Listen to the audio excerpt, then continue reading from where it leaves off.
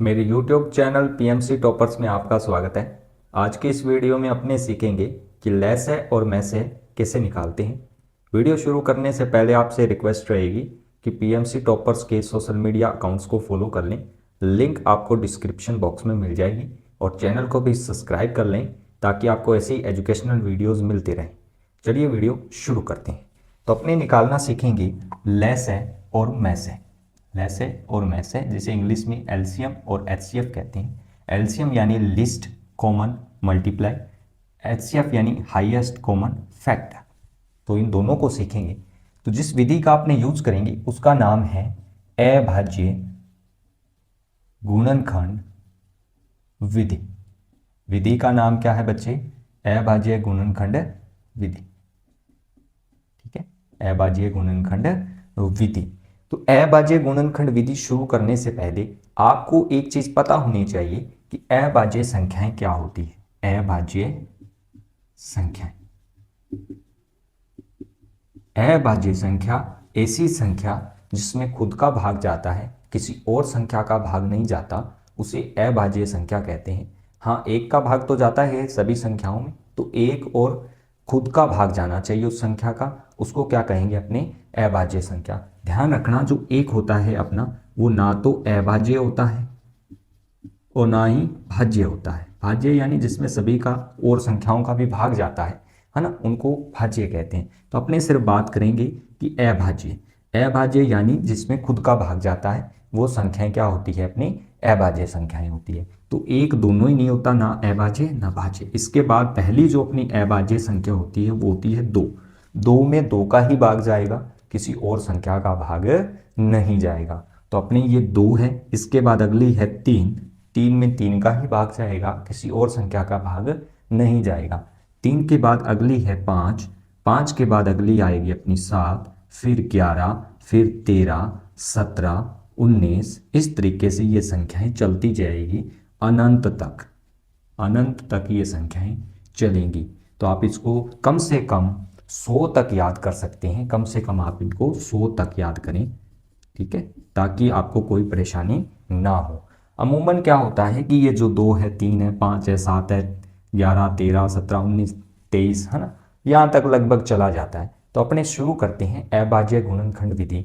तो आपको ये संख्याएं नोट कर लेनी है और इनको दिमाग में रखना है, अच्छे से याद कर लो, ताकि जब भी आप अभाज्य गुणनखंड विधि लगाओ तो आपको कोई परेशानी ना हो। तो चलिए अपने एक एग्जाम्पल लेते हैं। मान लीजिए कि अपने को 32 और 64 ये दो संख्याएं हैं, इनका एलसीएम और एचसीएफ निकालना है, यानी लेस है और मैस है ज्ञात करना है। तो कैसे करेंगे?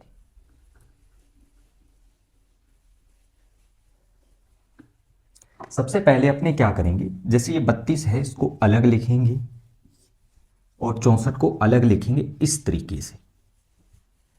इसको लिखने के बाद आप देखिए अभाज्य संख्याएं कौन सी होती है अपनी? 2, 3, 5, 7, 11, 13, है ना, उसके बाद 17, 19, 23, इस तरीके से।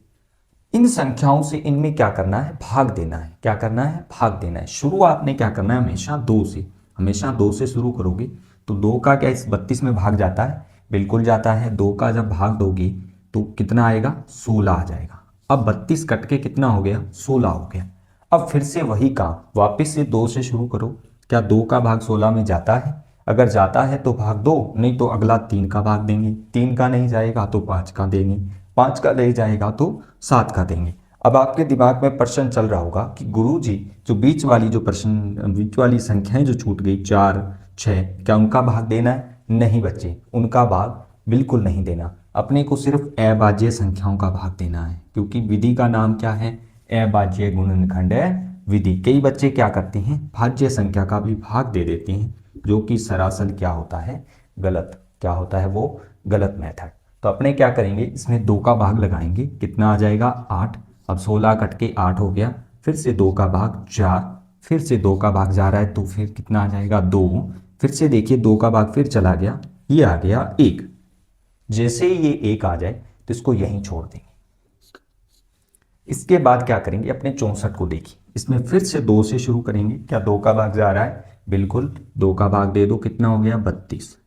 फिर से देखो यहीं से शुरू करेंगे। क्या दो का भाग जा रहा है? बिल्कुल, कितना आ गया 16, कितना आ गया 16। उसके बाद फिर से 2 का भाग जा रहा है, 8 आ गया, फिर से 2 का भाग दिया 4 आ गया, 2 का भाग दिया 2 आ गया, 2 का भाग 1 आ गया। तो मैंने दोनों की जो संख्याएं हैं, है ना, दोनों संख्याएं, इनके अभाज्य गुणनखंड, ये जो बाहर वाली आई हैं इनको बोलते हैं अभाज्य गुणनखंड। क्या कहते हैं साथियों इनको? अभाज्य गुणनखंड। अभाज्य गुणनखंड मैंने दोनों संख्याओं के पता कर लिए हैं। सबसे पहले देखिए आप क्या करोगे, ऐसे लिखोगे 32।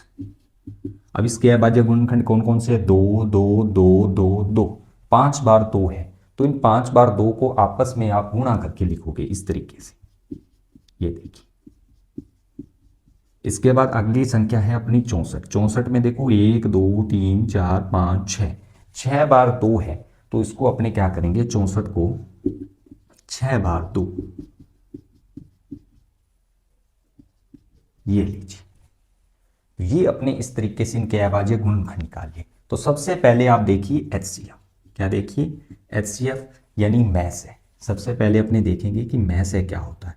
तो आप क्या करो कि ये जो संख्याएं आई हैं दो, दोनों में जो कॉमन है उनको लो। जैसे ये 2 है, यहाँ पे भी 2 है तो 2, उसके बाद लगाओ गुणा, यहाँ पे भी 2 है, यहाँ पे भी 2 है तो 2। सिर्फ एक बार लिखना है, यानी जोड़े बनाने हैं अपने को संख्याओं के, जो दोनों में होना चाहिए। ये 2 है, ये 2 है तो यहाँ गुणा, ये 2 है, ये 2 रहा गुणा 2, ये भी 2 रहा, लेकिन ये 2 नहीं मिला अपने को, ये 2 नहीं मिला, तो ऊपर अपने को नहीं मिला इसलिए इसको छोड़ देंगे। किसके अंदर? एचसीएफ के अंदर। अब इन सबका गुणा कर दो, 2 का इससे क्या, 4 8 16 32, तो इसका एचसीएफ कितना आ जाएगा? 32 आ जाएगा। अब अपने बात करते हैं एलसीएम की।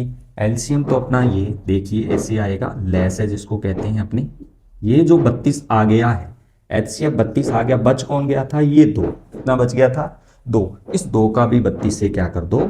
गुणा कर दो, यानी जो जोड़े बच जाएं, जिनके जोड़े ना बने, उनका गुणा किससे कर दो? एचसीएफ से कर दो, तो आपका क्या आ जाएगा? एलसीएम आ जाएगा। तो इसका एलसीएम कितना होगा? 64 होगा। देखिए हर बार ये जो अभाज्य गुणनखंड है 2 2 नहीं आएंगे, कहीं पे 2 5 7 ये भी आ सकते हैं, वो संख्या पे डिपेंड करता है। मैंने संख्या इजी ली है तो ये 2 2 आ गया, है ना।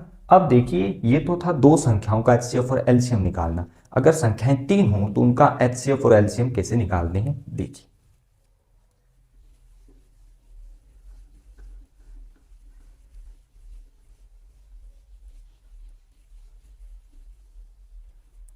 मान लीजिए कि एक संख्या है 28, एक संख्या है 43 और एक संख्या है 26। इसका एचसीएफ और एलसीएम कैसे निकालेंगे देखिए। सबसे पहले अपने क्या करते हैं, 28 के अभाज्य गुणनखंड कर लेते हैं। 2 से इसमें भाग दिया कितना आ जाएगा?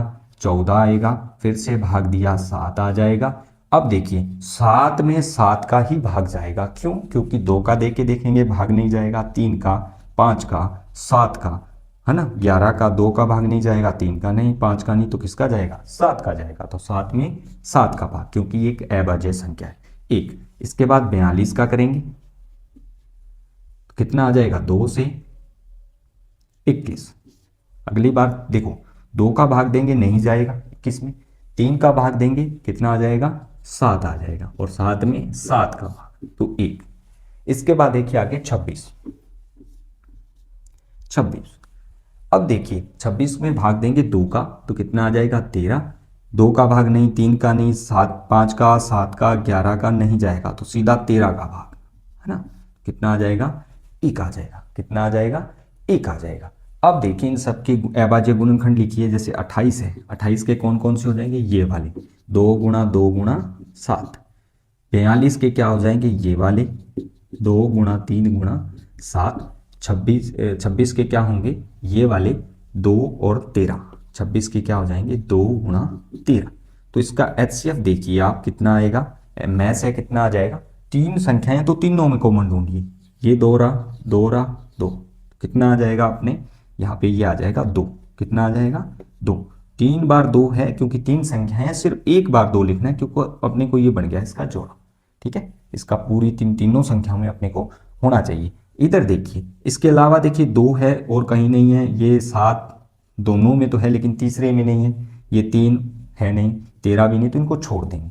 अब देखिए एलसीएम, तो देखिए अपने क्या करेंगे, ये 2 है और बची हुई ये संख्या इनसे गुणा कर देंगे। नहीं, बिल्कुल गुणा नहीं करना। अगर आपके पास 3 संख्याएं हैं तो उनका एचसीएफ तो आप ऐसे निकाल सकते हो, लेकिन एलसीएम ऐसे नहीं आएगा। ये सिर्फ 2 संख्याओं के लिए तरीका होता है। तो 3 के लिए क्या करेंगे, अपने इन तीनों संख्याओं को एक साथ रखेंगे। इन तीनों संख्याओं को एक साथ, जैसे ये है 28, अगली संख्या है 42, फिर उससे अगली संख्या है 26। अब तीनों का एक साथ अभाज्य गुणनखंड निकालेंगे। सबसे पहले अपने निकालते हैं कि इसमें भाग जाएगा किसका, ये चेक करते हैं। ये अपनी अभाज्य संख्या है, 2 का भाग जिस जिसमें भी जा रहा है उसमें भाग दे दो 2 का। इसमें भाग दिया 14 आएगा, इसमें भी भाग दिया तो कितना आ जाएगा 21, इसमें भाग दिया तो कितना आ जाएगा 13। अगली बार फिर से 2 से शुरू करते हैं, 2 का भाग दिया कितना आ जाएगा 7 आ जाएगा 14 में। 21 में भाग नहीं जाता तो इसको बिल्कुल 21 का 21 लिख दो। 13 में 2 का भाग नहीं जाता तो 13 को 13 लिख दो।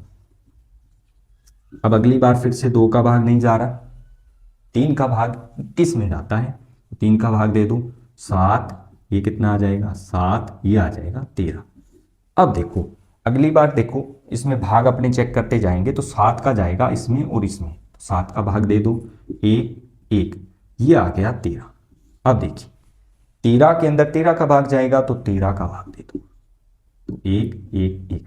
देखिए तीनों संख्याएं थी, तीनों की जगह 1 1 आ गया, यहीं इसको स्टॉप कर देंगे। अब देखिए एलसीएम जो होगा वो क्या आएगा।